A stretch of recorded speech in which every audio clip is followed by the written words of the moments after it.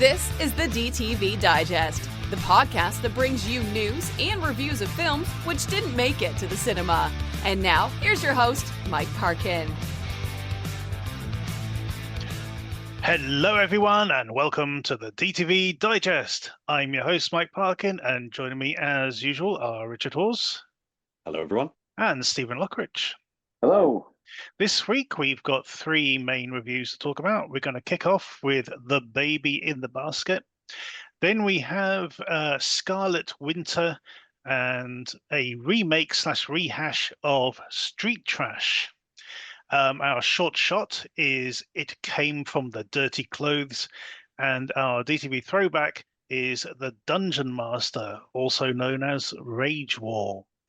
So, without further ado, let's crack on.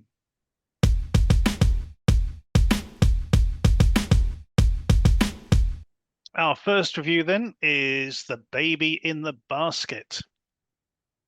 A baby in the basket is left on the steps of an isolated monastery on a Scottish island.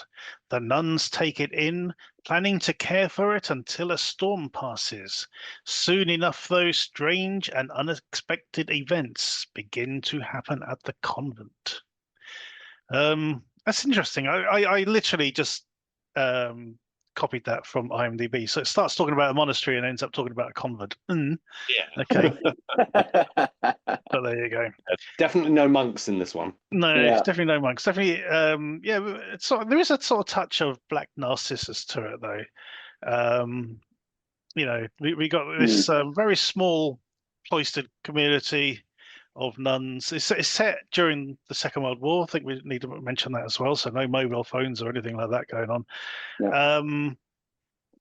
And it is a very sort of small community of about, I think it's about 5 nuns. And there is definite disquiet amongst the group as well. One of them is a bit wayward. Another one sees the writing on the wall and wants to leave. Another one is a bit sort of more naive and pious.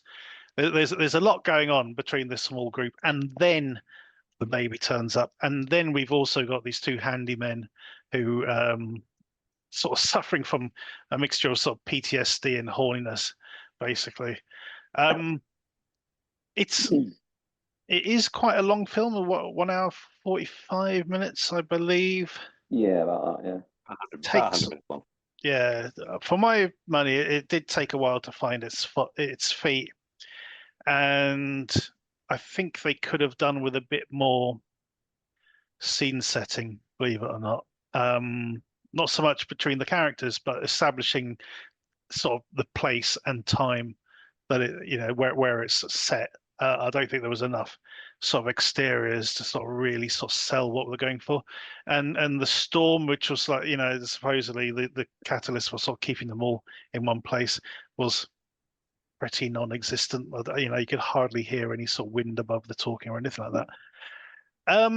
But having said that, I thought there was quite a lot of good stuff going on here.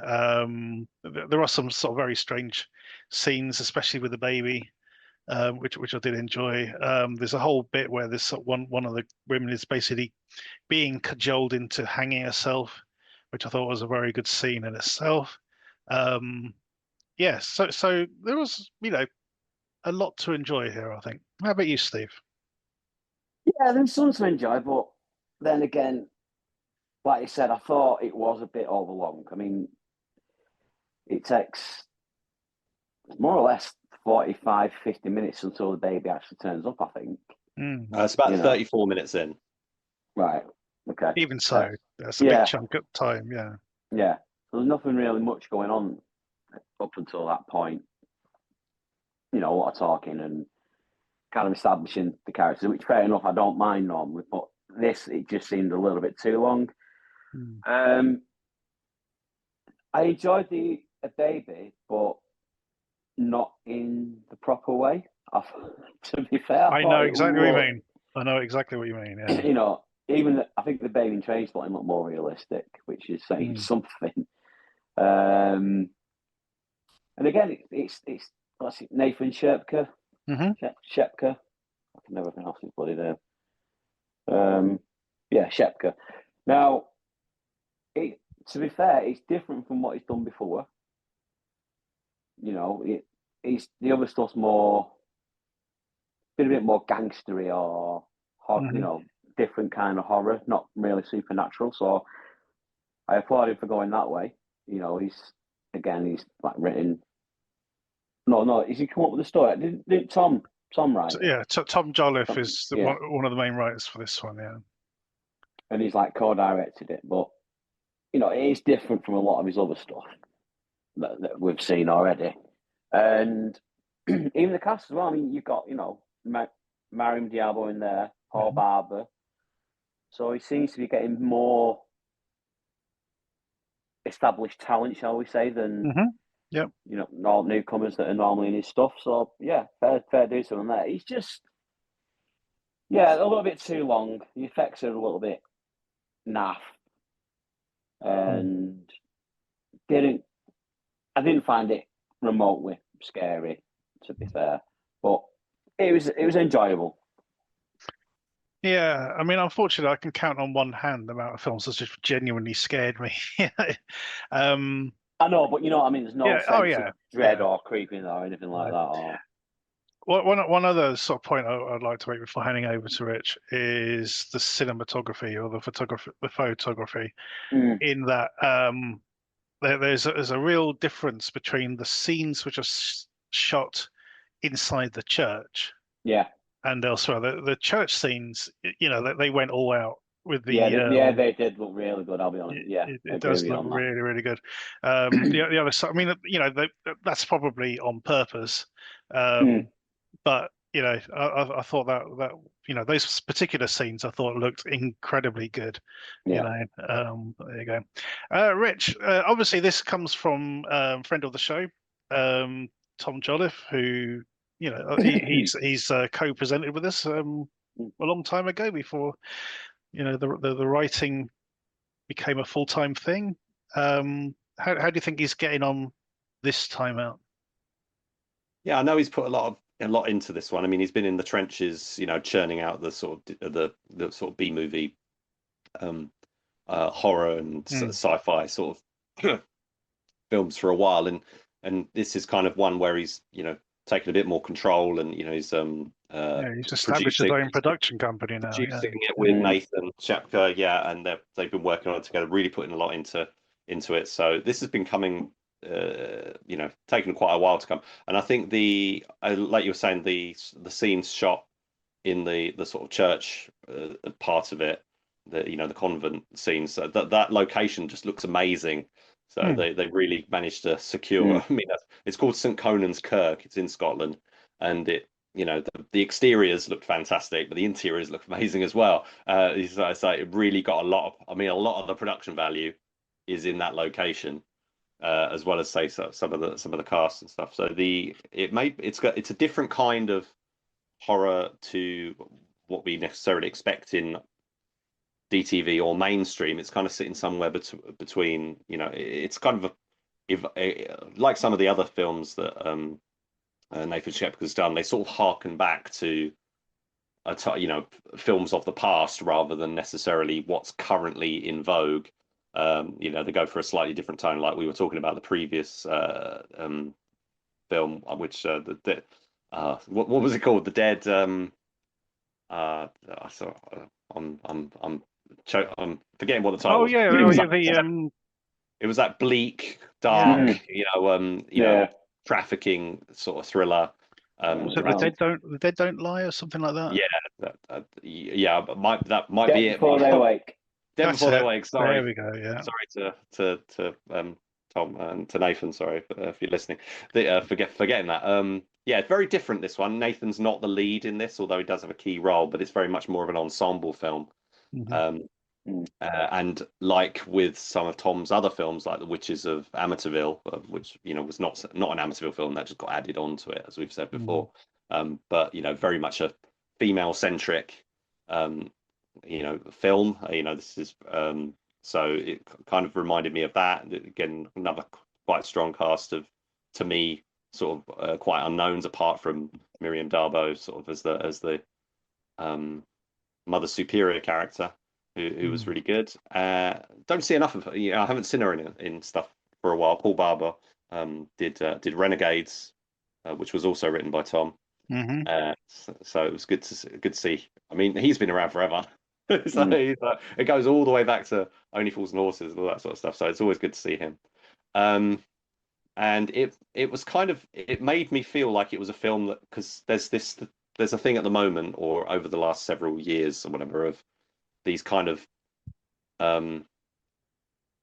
folk horror and period horror and stuff, and sort of doing it in black and white. And I think that would have been an interesting way to take this, and I could easily see this working as in that style. I've even seen a couple of other films turn up recently that are doing the same thing, black and white. And I think did Robert Eggers do? Nosferatu. Nosferatu. And Lighthouse. Yeah, the Lighthouse. Yeah, there's quite a few of them actually. The whole monochrome look thing, and I think also on top of that, we also had these sort of Catholic horror exactly as well, which this sort of ties into. Yeah, there's definitely. I mean, they're not Catholic as far as I'm aware, but it definitely fits in with that whole immaculate first omen kind of thing. It's the baby. It's the Eve. It's don't want to give it too much away, but it's it's harkening back to again quite a popular trope of the 70s and 80s, early 80s especially.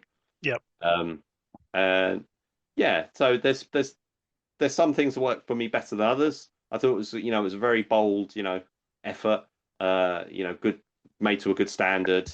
I did think, I don't know if it was intentional or not, but there's some of the nuns are wearing a bit too much makeup at some point. Yeah, one of them is suspicious. Yeah, and I thought that as well. But I think that ties into her character. That ties into her character. But there's another one later, and she's really made up, and her eyelashes and everything. And I was just thinking, it just seems a bit too much. I'd say I don't know quite what the balance is, what they were trying to throw there. But it could be intentional. I could be misinterpreting. But so a lot of it was quite standard kind of underplayed makeup, because obviously they're, in most cases they're wearing makeup, but they're supposed to look like they're not wearing makeup, because that's they're nuns. But some of them, it just seemed a bit like too much. And there was also like I say small thing, but I was watching it, you were saying about the scene setting and when's it set and all that sort of thing. Well then Nathan Shepka's sitting there with his sort of buzz cut haircut kind of thing around his around the sides, and I'm just thinking that when is this set? People wouldn't necessarily have that haircut at that time. Even in the army, they wouldn't have had that haircut. So that just sort of took me out of it, and just sort of I wasn't a bit. I know that, again, that's probably not something to get too hung up on, but I was just it just sort of struck me, and I was like, oh no, it actually is set during the war, because then they do the flashbacks and all this sort of stuff. Yeah, it's little things like that, isn't it? It sort of showed the budget, really. Other areas, I think they've done a very good job. I mean, for example, the score, as we mentioned, the cinematography, that is all very much a step up, but there are still areas where they've sort of gone, let's get, hopefully we'll get away with it kind of thing. Blink and you'll miss it kind of thing. It's just those little details that, unfortunately, people like us, cinephiles that we are, tend to pick up on. I thought it was interesting. It says it's a flickering myth film as well, because I don't know who on the producers is flickering, because Tom writes. Well, it was Flickering Tom, Myth. Yeah. So Tom's got his Jolliffe Productions, but Flickering Myth is, I guess, whoever owns Flickering Myth. So they've clearly, obviously, got a good relationship. They've managed to get on board with the film. I'm guessing it's their first one, as far as I'm aware. But I've not seen their. I'm all for it, because I mean, there's another film we'll be talking about later, which is produced by Bloody Disgusting. Yeah, so, I was going to mention that. It's so, quite common now for these websites and stuff to sort of, reviewing websites basically, or news and review, to be getting behind actual productions, which in the same way as back in the day, it was magazines, getting like Fangoria was getting into filmmaking, all that sort of stuff.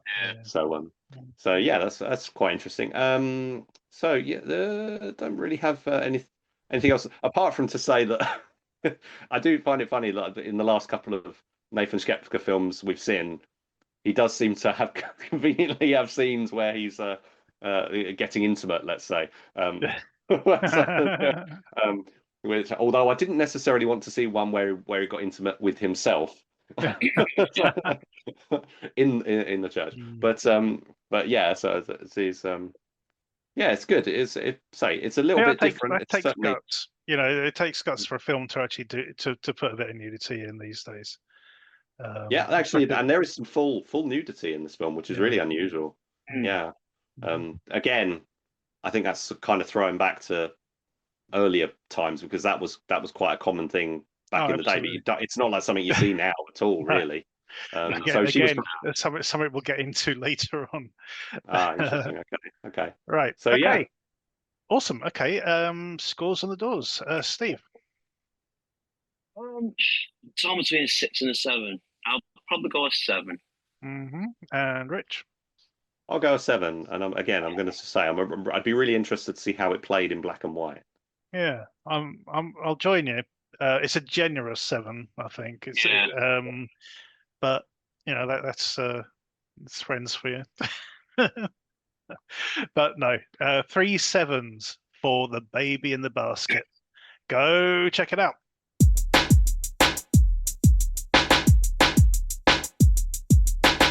Our next film is Scarlet Winter. A man having an affair drunkenly awakens to find his lover dead after they'd had a loud argument the night before. He doesn't have long before his wife is going to get home. This one surprised me, Steve. I'll admit.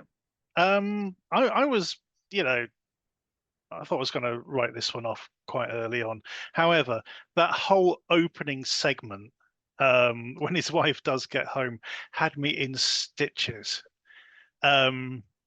Because, I read a website called, or a thing on Twitter and Blue Sky called Ask Aubrey, where she keeps posting stuff from Reddit and stuff, basically men being dicks and being awful to women, and all the women and feminists sort of pile on. And this was just brilliant because he got this guy trying to cover the fact that basically his bit on the side's dead, and he's she's asking all these questions and he's having to think on the spot, and he's not very good at thinking on the spot at all. And it's very amusing. I really like that opening. Then it sort of jumps back a bit and it sort of shows a bit more what will happen and things like that. The middle section doesn't really have a lot of legs to it, but it gets to a point where you suddenly get a twist, and then I was sort of back on board. There is a really good conversation with his mate. Is it Roy? I believe so. Hang on. Richie, that's it. Yeah, he has this conversation with Richie about sort of, it is that whole added thing about like, a good friend would help you, get rid of a body kind of thing, and he's put each other to the test a bit, and then you get this sort of really interesting twist, and then you get another twist at the end. So I was quite on board with it. So this one, it's not all there, but it does something a bit different, and I did enjoy it overall. What did you make of Scarlet Winter? I didn't enjoy it as much as you, I don't think. It wasn't, like you say, it starts off and he is a bit of a dick. Oh, he's a complete dick. Yeah. Absolutely. He created this hole for himself 100%. Yeah. And like you say, I think the middle bit, it does drag quite a bit in the middle, and then you get the two twists at the end. Now, it didn't give you. I think the second twist just comes out of nowhere. A little bit, yeah. A little bit, but it's. But the thing is, there is a conversation he has at some point in that middle bit where is it the smoothie shop or something? Yeah. And the woman beyond is basically laying it all out for him what an absolute dick he's being. You know, he's going, "Oh, thanks for the smoothie, haha." You know, he's like not listening. Um, and that's as far as it goes. So yeah, I mean, otherwise it does, as you said, comes out of nowhere. Yeah. It does sort of, you know, I thought it did quite a good job.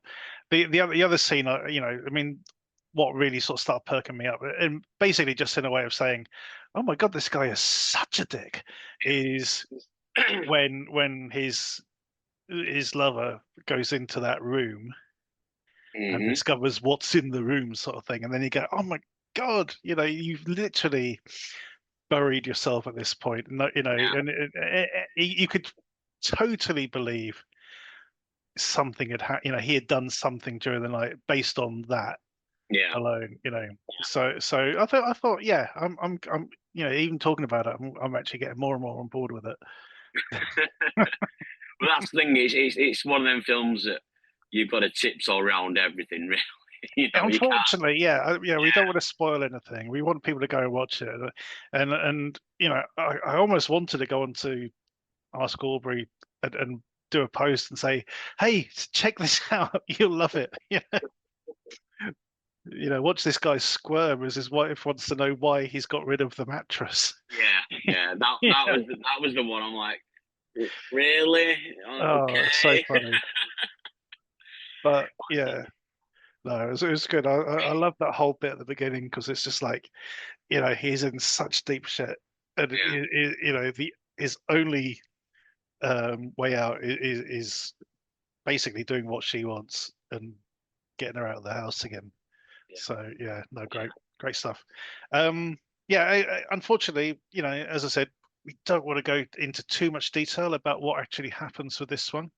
I'm just going to sort of check out the director, a guy called Munjal Yagnik. Yep. Probably just murdered his name.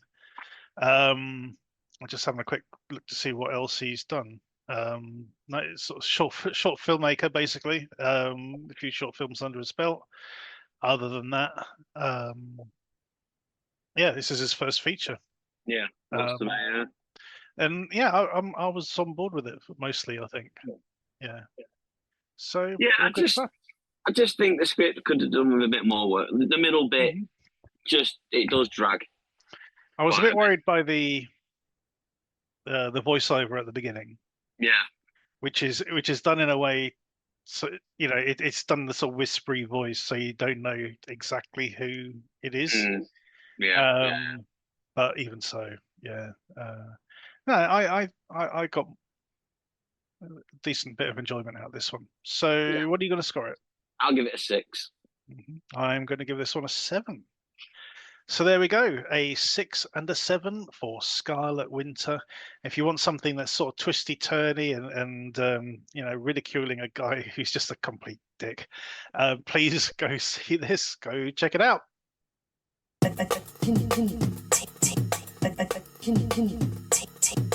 Our next film is Street Trash. This is a reimagining of the classic cult film. A group of homeless misfits must fight for survival when they discover a plot to exterminate every homeless person in the city. That city, by the way, being Johannesburg in the future, in a very dystopian Elon Musk wet dream future, basically, is where we are. So is it a South African film then? It is. I'm not sure, but it's certainly set there. I was curious. That's quite an unusual setting. That was very left field to me. I thought you were going to say like New York City or something. No, it's definitely Joburg. Joburg, yeah. So there's elements of different things going on here. There's a bit of the Running Man, believe it or not, in this. In that we've got, you know, the populace sort of trying to overthrow the government. There's a whole montage of like news clips and things, you know, all filmed for the film, basically establishing that, you know, it's you know, it's turned into an oligarchy. The middle class has all but disappeared. It's like you're either super rich or super poor, basically. You know, they got one guy in charge who's sort of like making a big show of like distributing food to people, but in actual fact, the food has been laced with this chemical that his people have been developing on the quiet. So they've been using the homeless people as guinea pigs, and now sort of like upping their game and doing this. So we get this sort of ragtag group of sort of vagrants who they're not necessarily out to destroy anything. They're just sort of trying to keep one step ahead of like the militia. There's a particular sort of secret police guy who's chasing him. There's oh god, trying to describe this sequence. So this guy's being chased, right?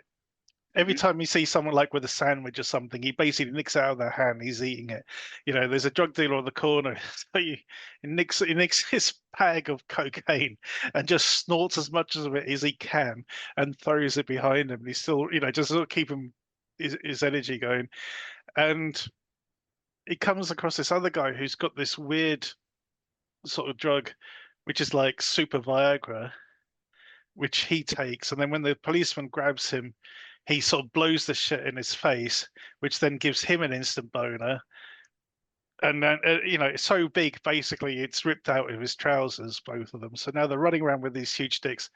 And he manages to get to this iron gate. And the guy's just about to get him. And he manages to slam the gate shut and catches his dick in it. It's that sort of weird, very puerile sort of slapstick at times. And then you got sort of the gooey effects of people sort of like their skin melting and all this sort of stuff going on. It's fun. It also reminded me of do you remember the last version of Death Race that came out? Was it that Roger Corman did? It was like shot on video. Do you remember? Yeah, I remember that one. I remember that was good. Yeah, exactly. That was quite a satirical sort of film about a similar sort of Bechdel test joke in it, didn't it? Yeah. So you got that sort of thing going on as well, and yeah, it wasn't too bad. The production values are quite good. Obviously they're sort of drawing attention to the gooey bits. And there are some good gooey bits, I must admit. There's some silly bits where people's sort of necks expand with it literally looks like a balloon it's sort of being painted over. But yeah, it's enjoyable. I think in terms of production values, what are we talking? Troma, or are we talking more VFW and stuff like that, or somewhere in between? I'd say. I think Mad Heidi does it better. Yeah. I think Mad Heidi has a better, a better level of production. Yeah, this is a bit lower. The sets and everything are quite basic. So warehouses, sort of alleyways, that sort of thing. There's this other guy who's just like so totally out of it. He's got this constant imaginary monster which sort of follows him around, commenting on what he's doing, but nobody else can see. It's bizarre. Yeah, no, it's a fun film. I have to say. I don't know how it compares to the original because I've never actually seen it.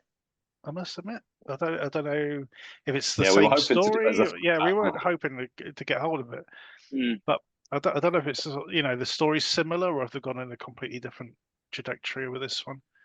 But I think definitely from what I've read, it's like it's a standalone sort of semi-sequel kind of thing. It's like I don't think it's necessarily revisiting everything. That was the 80s, wasn't it? The original. Yeah, the original. Yeah. But anyway. Yeah, no, I did enjoy it. I'd give this one a 7 out of 10. It's definitely one for like get your mates around and have some beers, and have a bit of a laugh with it. If you like seeing dicks getting chopped off and stuff like that. So yeah, cool. Go check it out. Our short shot this week is "It Came from the Dirty Clothes." A man confesses to his therapist his fear that his dirty laundry has become sentient and malevolent. A nice short one, this one. Basically a sort of bit of a sketch, but very well edited.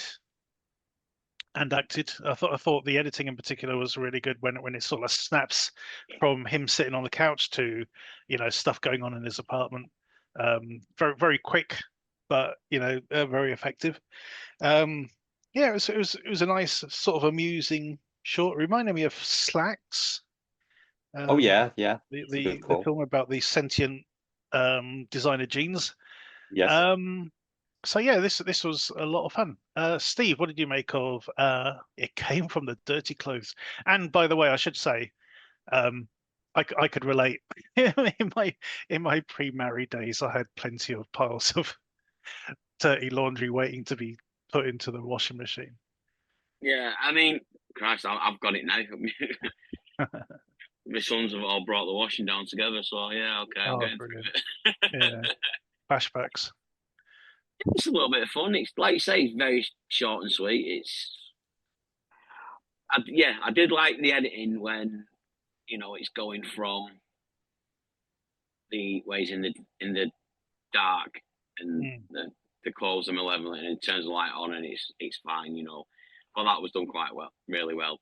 And but yeah, it's just a little bit silly, a little bit throwaway. I don't think there's anything exceptional here, but yeah, bit of a laugh, decent 5 minutes. Absolutely. Yeah. Yeah. Rich, what could you tell us about this one? It's written and directed by Luke Pilgrim and Brad Kennedy. It's from the Sosa Bear Films. I think that's their Mhm. outfit. Yeah, I've seen other things, other shorts that have played with this same idea of, monsters emerging from clothing. I think there was one I watched about a dryer. It was Mhm. it was all sort of centered around the creature coming out of the dryer or something.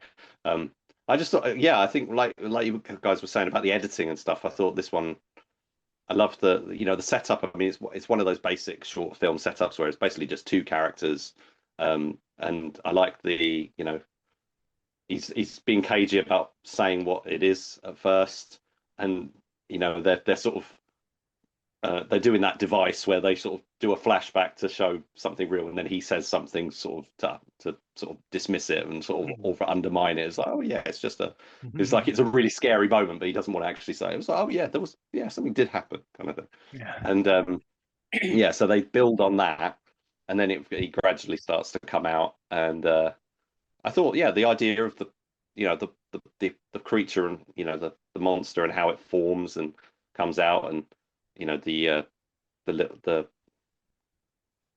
the interplay between the humor and the horror, I thought was very deftly handled. Mhm. I mean, it's a comedy going in because of the title, although you don't. I mean, you'd only know the title if you saw the description, because Yep. the title actually only comes up at the end. But it's very apparent from the start that it's going to be comical. And so I thought it was a really good example of this kind of thing.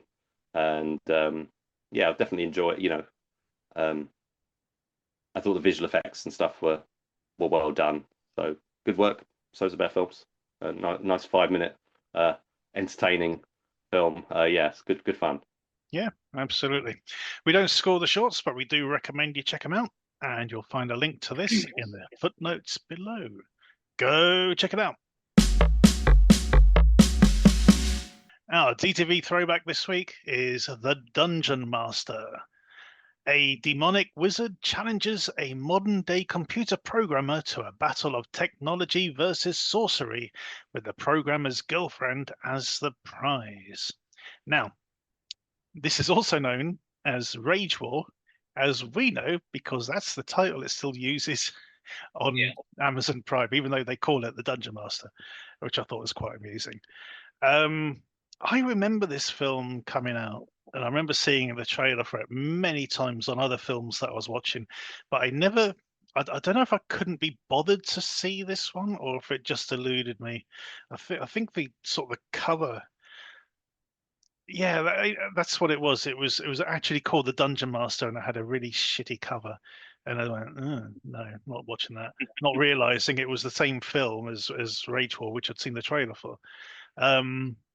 So this is basically it's a series of vignettes, each directed by someone different. They've been written and directed, but so they've got the same characters over and over again. It's almost like, in today's parlance, this would have been a webisode series on YouTube. Someone sort of edited together to make the whole film. That's basically how it sort of comes across. And on that note, certain bits are more successful than others, I think, for sure. There's a great bit where he ends up in a heavy metal concert, and the band is Wasp, and this made me laugh or it made me remember back at school, we used to have a music teacher who allowed people to sort of bring in records, and he'd play like one or two records at the end of the lesson if he had time. And one of my friends brought in a Wasp record, and it was called Animal, and in brackets, fuck like a beast. It's like, there you go, sir, put that one on. Unfortunately, that's not the song they play in the film. They play something called Necromancer, I think it was. There are some fun bits in this, and I shall mention a few more in a minute. But first, over to Steve. What did you make of The Dungeon Master? I just thought it was weird. It's proper out there. I mean, I know some of the effects are cheesy as hell, like the laser shooting and things like that. I mean, it's 1984, I think it was. Yeah, so that's right. Yeah. I'm not expecting amazing CGI and stuff, but I don't know. It just kind of comes out of nowhere. He's there in his flat with his missus. Oh, the first scene because it literally just jumps straight into the first scene where he's dreaming of the girl. Not that one, really. Yeah. But there you go, 80s.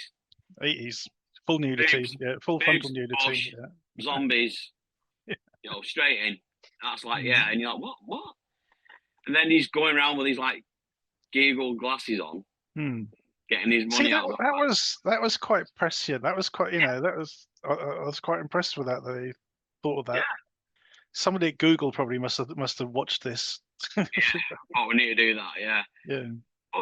And then, I don't know. They're just in bed asleep, and next thing, this Satan demons come out and keeps calling him by his computer name or something like that. X something. Excalibrate. Yeah. And you're like, what? And then next thing, they're in like a frozen waxwork, and then next thing he's outside some big temple with some big fucking statue attacking him, and you're just like, it makes no sense at all, but it is enjoyable, And then I looked into it a little bit more, and then you say like, it's like an anthology with 7 different directors and writers and stuff like that. And you're like, right, okay. And I don't know. He's kind of battling for a soul, but it's not. I wouldn't say it's big battles or anything like that. It's just, we get to the end there, we'll jump out. It's very strange. Yeah.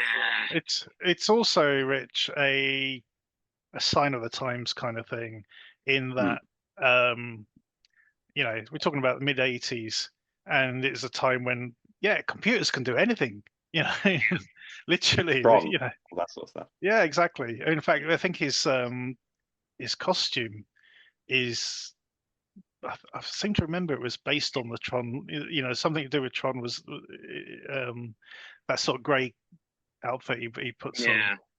It's all very similar, but it was there's very much that. I mean, I did like the Google glasses that he'd invented. That was quite cool. What did you make? Had you seen this one before? I mean, you must have been aware of it at least. No, I haven't. No, I think I was because I've done Charles Band, because this is one of Charles Band's productions. I've listened to his autobiography and a couple of other books about the Full Moon films and the Empire films and stuff, and that I'm sure there was a chapter or part of a chapter all about this. I just can't remember all the bits of trivia and stuff that were mentioned, but it does ring a bell. I just don't remember. and I've not watched it, so I'm quite intrigued. It was when I was looking it up and seeing that it was all these different directors and stuff, and that was kind of ringing a bell. I thought it'd be quite interesting, and it's very short because it's only, as with most full moon films and stuff, it's 77 about an hour minutes, and I think. 15 minutes. Yeah, it's not very long. Not very long at all. So each director only had about 10 minutes script. Well, 10 minutes of if that, there's one set. Funny enough, the one that looks the best, ironically, is the one that's set in the modern day when he gets arrested by the cops and it ends up being the slasher one. Yeah, that one was good. There's a Mad Max bit at the end. Yeah, where he's sort of being chased by these people in these sort of post-apocalyptic cars and stuff in the desert, and it is quite amusing because one of them sort of does a roll, and you can see the whole bottom of it is just made of balsa wood. You can see, it's quite amusing. Well, I did notice on that bit as well. They use the same shot about 6 times. Oh yeah. They just loop it and loop it and loop it. Yeah, but it is it's an oddity, as you say. It really is. So where does the Rage War? Sorry, you've already touched on this. Where does the Rage War title come in? It doesn't. This is literally. It doesn't at all. Yeah. This is literally about this computer programmer who's been having a few weird dreams about his girlfriend being kidnapped and stuff like this, and suddenly, this wizard called Nemesta or something like that. Starts challenging him to, rescue his girlfriend in various settings. Is what it basically boils down to. And each time he rescues her, she gets taken away again and ends up somewhere else. That's basically the way it works. Yeah, as I said, it's like Bill and Ted's Bogus Journey where they're battling death. Yeah, that's a good call. Yeah. But there's literally nothing like it. I mean, there's one particular bit he goes in, and one of the, it's like this kingdom ruled by this sort of ghoulie, basically. What you remember the ghoulies? Yeah. Yeah, it's a bit like that. Well, John Carl Beekler was one of the directors. Yeah, Charles Band as well. He directed one of the segments. Charles Band actually did the wasp bit. It's quite amusing. So yeah, it's an oddity, this one for sure. Very much of its time. Did we mention the fact that his girlfriend is an aerobics instructor or aerobics dancer as well? He's a computer programmer who likes to keep fit, so he goes running. He's talking to his friend. He's going to give you a lift. He goes, "Hey, I always run home from work." All this sort of stuff. It's fun. It really is. God knows what people are going to make of it these days. If you're not as old as we are, you're just going to, don't know if it's even sticking out. But, if you're curious, we do recommend you check it out. There is also I'm pretty sure it was Good Bad Flicks did a whole episode on this as well on YouTube. Oh, okay. Cool. If I find it, I'll put a link to that in the footnotes as well. So yeah. This is on Amazon Prime. As you said, you have to look for it as the Dungeon Master, but as soon as you press play, the first title that comes up is Rage War. Well, apparently they renamed it as Dungeon Master in America. It's had a few titles. Yeah. Well, they renamed it because of the popularity of Dungeons and Dragons at the time. Yeah. To try and cash in on that. That's according to the IMDb trivia at the very least. I'm pretty sure on that Good Bad Flicks episode, I'm pretty sure they do mention the plethora of titles this one actually had. So that is the end of this week's episode. So thanks, guys, for covering these films. Baby in the Basket, definitely a step up for Nathan Shepka and Tom Jolliffe. Scarlet Winter, better than I'd expected it to be, definitely. And then Street Trash. That's definitely made me giggle a few times. Don't forget, check us out on Facebook and X and Blue Sky at the DTV Digest. Also check out the Short Shots, where we've got a whole library of other people's shorts for your enjoyment. Thank you for listening. Tune in next time.